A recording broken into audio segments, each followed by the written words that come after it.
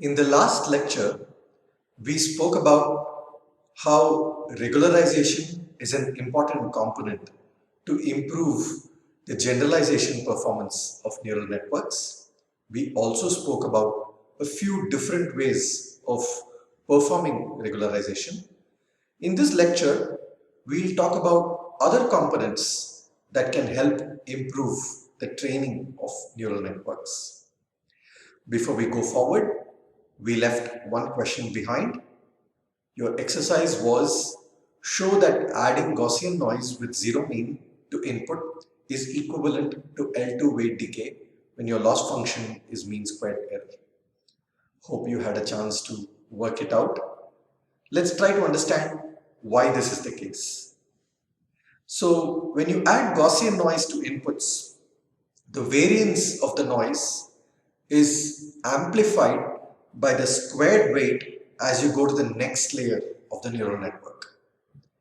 So which means if you simply had a simple neural network where the output layer was directly connected to inputs, the amplified noise would directly get added to the output, and that added output makes a contribution to the loss function term, the squared error term, and that's what makes it look like an L2 weight decay in the loss function.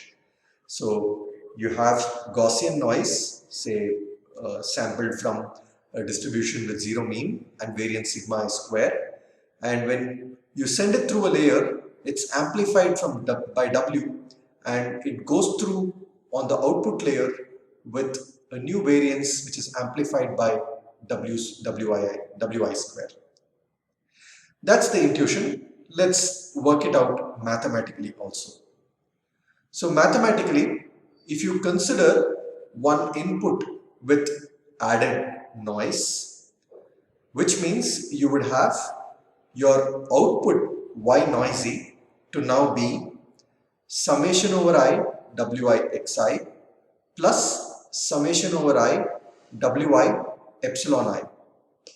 Remember here that originally your output would have been only wi summation wi xi. So this is a component that got added to the output because you added noise to the input. And what is the noise? Epsilon I, which is sampled from a Gaussian with mean 0 and variance sigma I squared. Now let's try to look at what happens to the mean squared error. So your expected mean square error now, so your new mean square error is going to be y noisy minus t whole square, where t is your ground truth or target. So that's the correct value. So your mean square error, expected mean square error will be given this way. Let's expand it out.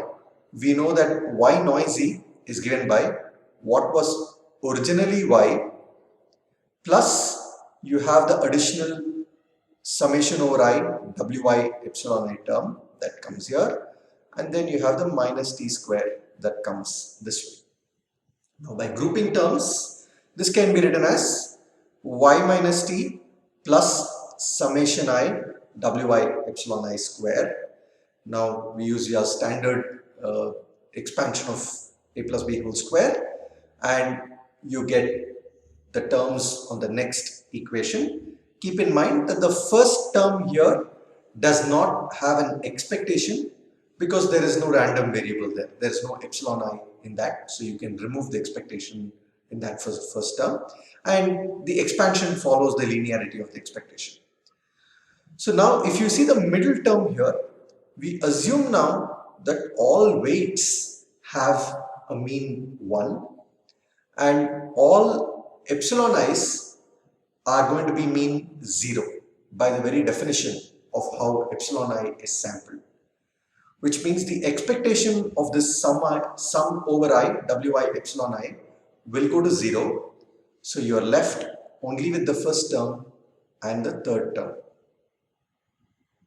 Now this tells you that this third term can now be written as the expectation can be pulled in, and this can be written as summation over I wi square sigma I square because that is the variance of epsilon I.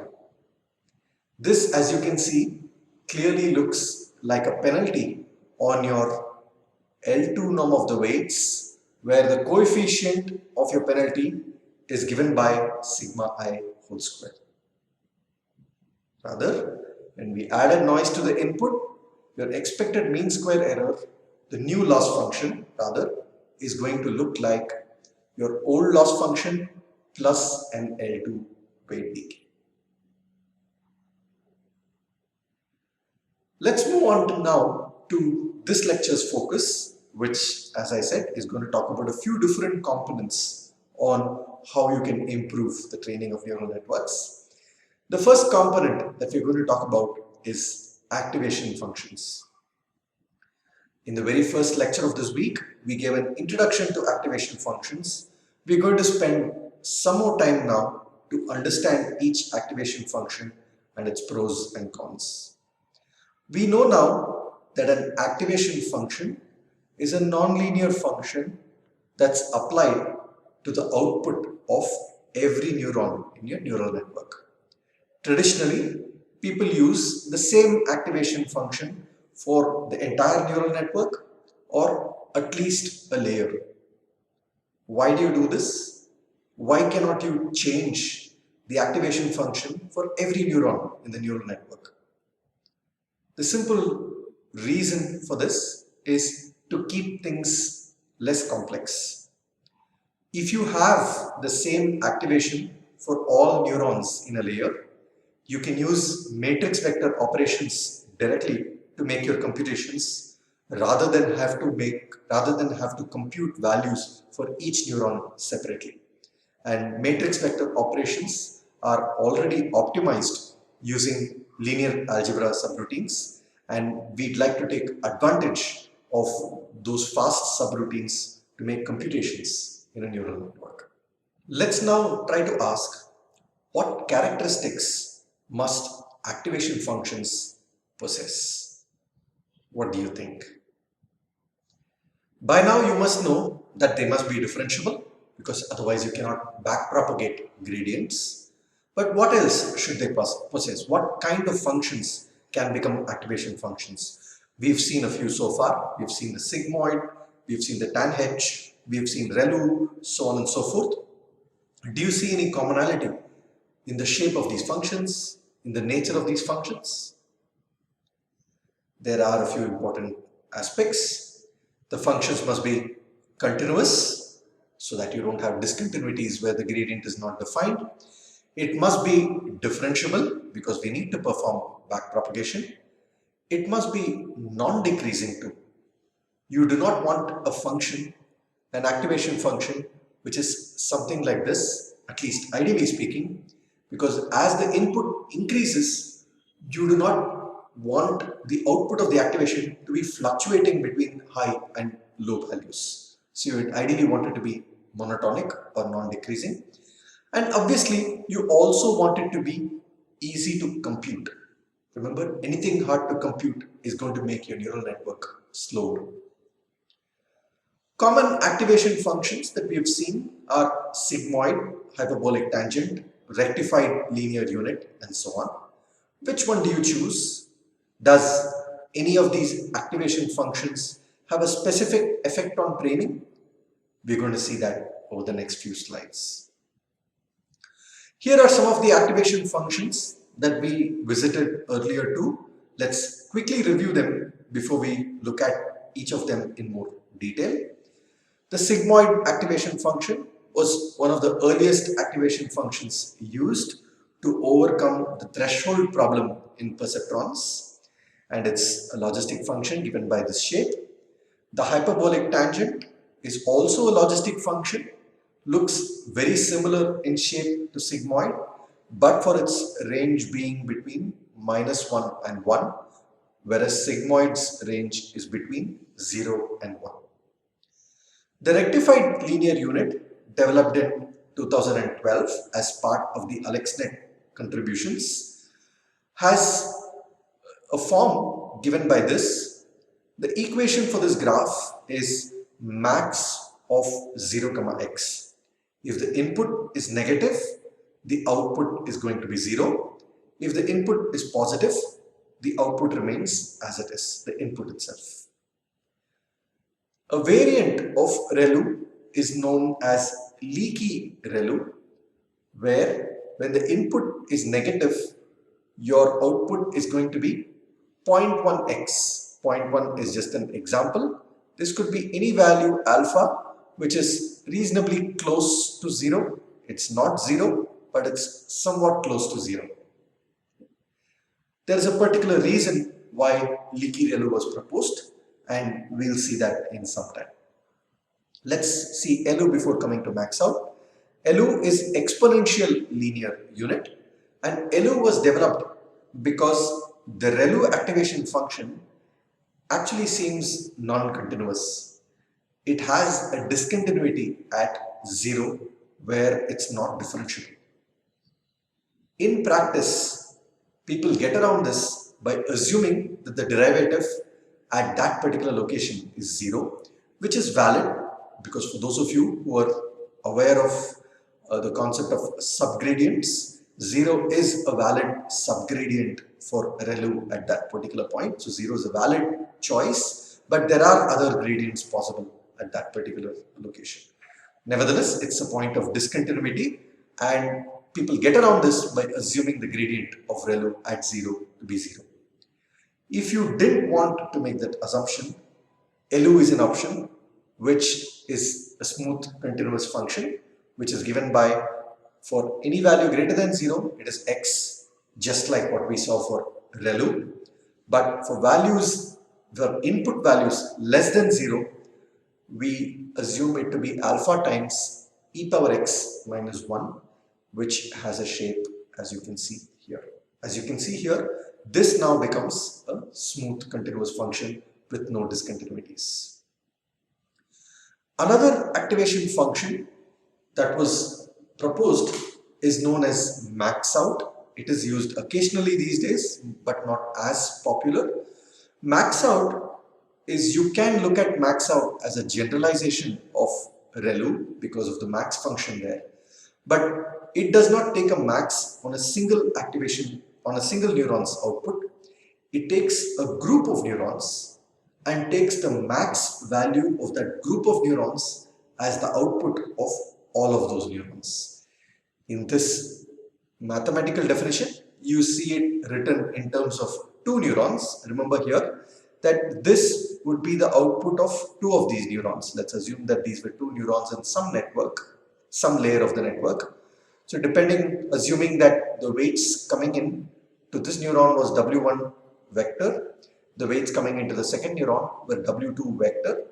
So the output of this neuron would be W1 transpose X plus B1, and the output of this neuron will be W2 transpose X plus B2. So now the activation of both of these neurons is given by the max of these 2 values. It's not a very traditional activation function. The activation function is not defined on a single neuron, but on a group of neurons. Now let's try to visit some of these at least in more detail and try to understand how they can affect the training of neural networks. Let's consider the earliest one, sigmoid, which is given by 1 by 1 plus e power minus x. Clearly, it compresses all inputs to range 0, 1. The gradient of the sigmoid function, hope you've worked this out, this was a homework, which is dou sigma by dou of x is given by sigma of x into 1 minus sigma of x. It should follow very easily from this definition of sigmoid or sigma of x. But while sigmoid activation functions were very popular in the 80s, 90s, they are not used as often today. Do you know why? Of course, one reason is today you have other activation functions such as ReLU, which was not available in the 80s, 90s and 2000s. But there are specific reasons why sigmoid neurons can create certain problems. The one important problem is, if you look at the shape of the sigmoid, which is see somewhat like this. You see here that when the input is very small or even very large, remember that your input is along the x-axis here, the y-axis is your sigma of x. When your input is small or large, even a very large change in the input may result only in a very small change. Let's draw it again. May result only in a very small change in the output here, because this function is almost flat after a certain point. This is the case whether the input is small or whether the input is large. This could create some problems for us while training, because even as you keep increasing an input, you would find that it has no impact on the gradient for certain weights in the neural network where you have a sigmoid. This can slow down training. Sigmoid is not zero-centered because its output is in the range between 0 and 1, which means if you want your activation to consider negative values and positive values differently, sigmoid won't be able to do that for you. Let's also see now another reason why sigmoid could have certain problems. Let's look at this neural network here, a very simple neural network where you have your inputs, or rather a part of a neural network. Your inputs in a particular layer for a particular neuron are H1 and H2. The weights are W1 and W2. The weights are combined to become A. You apply a sigmoid and then get a Y. One simple perceptron or one simple part of a neural network. Let's analyze how the gradients flow in this part of the network. Using backpropagation and chain rule, you perhaps know now that if I had to find out the gradient of the loss function L, whatever the loss function was for this neural network, is dou L by dou W1 is going to be given by dou L by dou Y into dou Y by dou sigma into dou sigma by dou A, where A was the pre-activation of that neuron before applying the sigmoid activation, and then into H1. Why H1? Because H1 is going to be dou A by dou W1. Dou A by dou W1 will be H1. Similarly for W2. If H1 and H2 were also outputs of some sigmoid neurons from a previous layer, they would both be positive. Which means you can see now that H1 and H2 would be positive. Dou sigma by dou A, by the definition of the gradient of the sigmoid function, would also be positive. Which means both these gradients will assume the sign of this quantity, which is common for both the gradients. Dou L by dou Y into dou Y by dou sigma is common for the gradient of W1 and W2. Which means if that gradient turned out to be negative, both W1 and W2 will have negative gradients. If that turned out to be positive, both W1 and W2 will end up having positive gradients. Rather, this may not just be for one specific neuron, it could hold for an entire layer where you use a sigmoid activation function, because all of those activations, because they are outputs of sigmoid, will be positive. This may slow down learning too. Also, sigmoid is inherently computationally expensive. Why? Because you have to compute an exponential function. Remember, an exponential function always takes time to compute. An exponential function is an infinite expansion in terms of a polynomial series, and it always takes time to compute at the most basic level. What about hyperbolic tangent? Hyperbolic tangent is given by this equation and this visual form. It compresses all inputs to a range -1 and 1, and the gradient of the tan h function is given by 1 minus tan h square, which you may have worked out as homework again. What advantage do you think this has over a sigmoid activation function? It is zero-centered, which means The outputs of a TANH activation function can be both negative and positive, which could help in learning better. However, very similar to sigmoid, it also suffers from some disadvantages.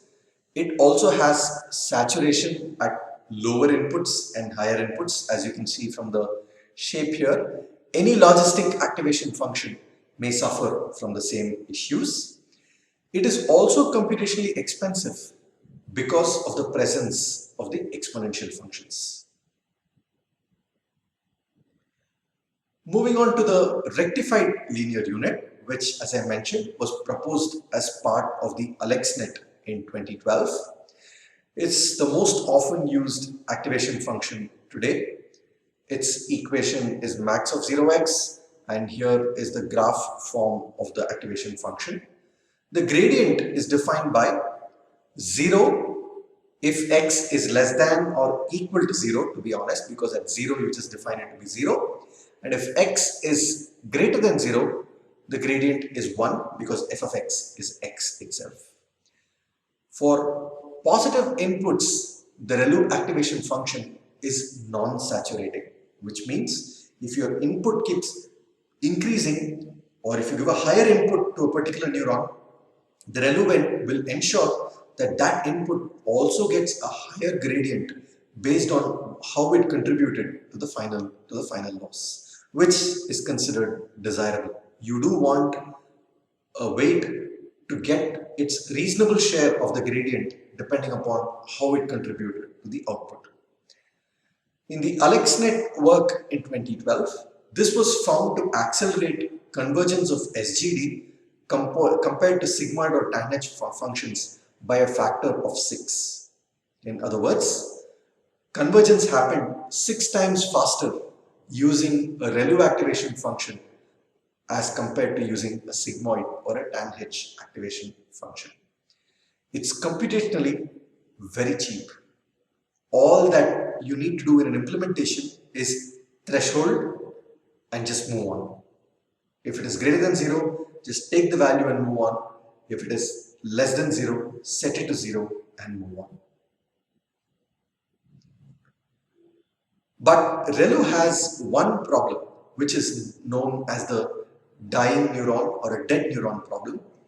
If the input to a ReLU neuron is negative, the output would be 0. Now let's try to understand how the gradients would flow in this kind of a situation. Let's assume now that a previous layer's inputs were given this way with inputs x1, x2, weights w1, w2. A is the pre-activation of that neuron. You then apply ReLU activation and you get the output y. If you want to now compute dou L by dou w1 by chain rule, you have dou L by dou y into dou y by dou ReLU into dou ReLU by dou A into x1. Because the input A is negative, dou ReLU by dou A would straight away become 0, and none of these weights would get any contribution through the ReLU activation, which means those weights W1, W2 may never get updated. They stay the same and this cycle could continue. For example, if W1 and W2 were negative, which means in every cycle it's very likely that A will keep getting a negative value, and because of ReLU there will be no gradient that comes in. W1 and W2 will stay negative and this cycle keeps on going and the neuron never participates in the neural network's output. This is known as the dead neuron problem, and it has been observed through empirical studies that for a neural network that has a ReLU activation in all its layers, many neurons end up suffering from the dying neuron problem. How do you overcome this? A couple of ways. One is you could initialize your bias weight to a positive value. How does this help? In case W1 x1 plus W2 x2 turns out to be negative, having a positive value here may push A towards the non-negative side, and this could help ReLU get activated and the gradients start flowing through this particular neuron. Other options are use leaky ReLU.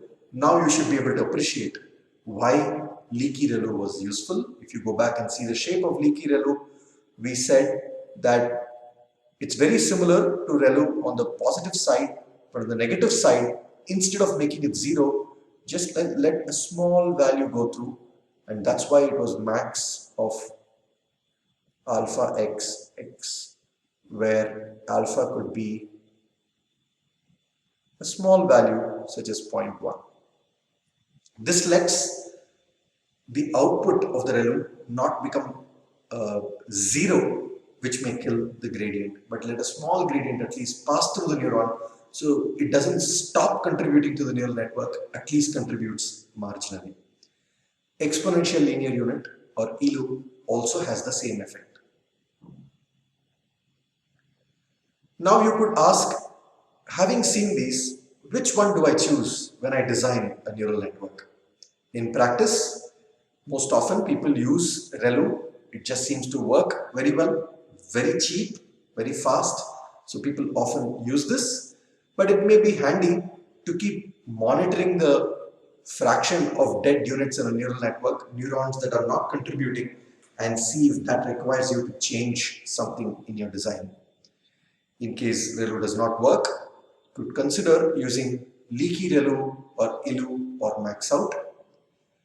TANH can be tried, but you may have to expect a performance which is not as good as ReLU, depends on certain circumstances.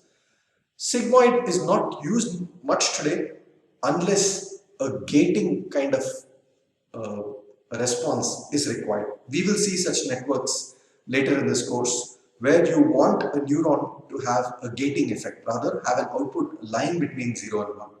In those cases, including an output neuron, for example, in a binary classification problem. In those scenarios, sigmoid neuron is the default choice. TANH is also used in certain such settings where you want the output of the neuron to be bound by in a certain range. In general, a takeaway here is you would want an activation function to be in its linear region for as much part of the training as possible. What does that mean?